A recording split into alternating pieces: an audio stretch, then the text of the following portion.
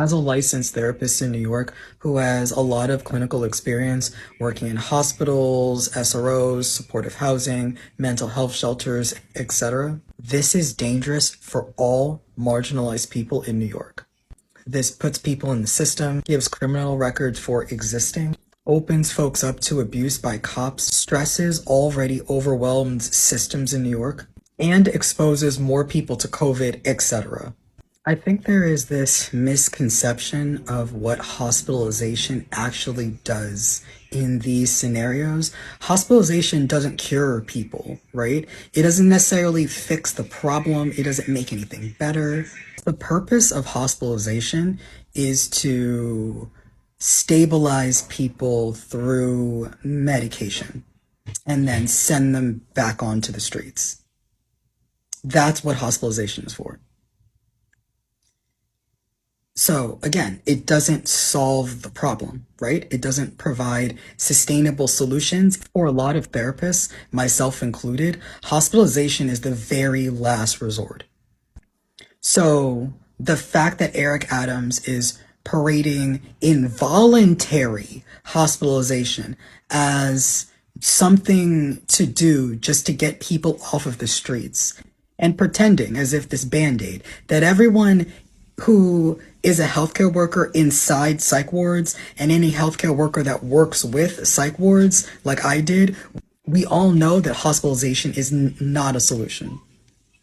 So why is he pretending it is? It's really telling to me that his solution to people needing more supports and people needing more access to healthcare and housing, right, during an unstable economic time, that Eric Adams' solution as the mayor of New York is to give the cops more money and more funding, right? Instead of putting that money and funding into communities directly towards the people who need it the most.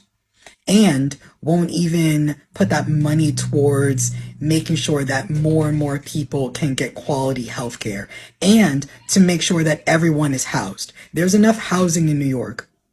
And that money could go into making sure that all the people who are unhoused are housed. Because the first step to being mentally healthy is housing. Having a place, a safe place to sleep at night, having food to eat, having income coming in, having health care.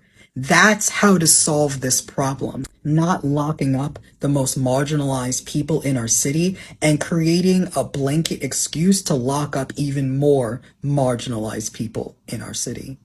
And you really want to factor in how policed Black people and other marginalized people are in terms of our emotions and the way we're supposed to behave in public and how we are penalized and criminalized every day for just existing. And also you have to factor in this pandemic and all the ways that we are being harmed physically and psychologically because of COVID.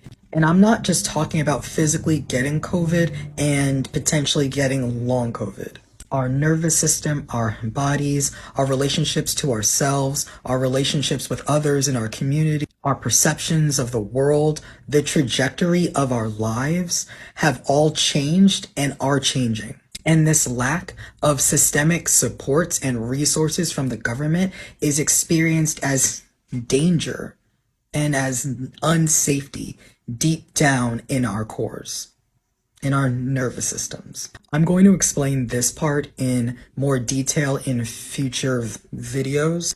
However, right now we are walking around in survival mode all the time and living in this state, in this sense of red alarm danger or in a dissociative shutdown state all the time has negative long-term effects physically and psychologically, even if you never catch COVID or anything else. And the jig is, we cannot fully heal from a trauma until it ends. So until this pandemic is over, we can't fully recover from everything that is just going on right now, this onslaught.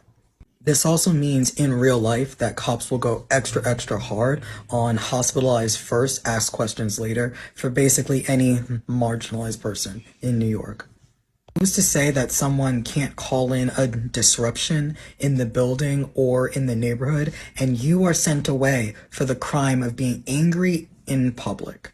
Note that New York City is seen as one of the more liberal cities in America. So if New York City is running open-armed into fascism under a democratic city, state, and federal leadership, this sets a tone that we need to listen and respond effectively to before all the chickens come home to roost. Solidarity is essential. It is the only way to fight this. And part of solidarity, again, is unpacking the socialization that we are taught, the ways that we learn that people are beneath us and don't deserve our help. And then putting our knowledge, our newfound knowledge, and our inner work where our mouth is, and doing tangible things to support the most vulnerable people in our communities.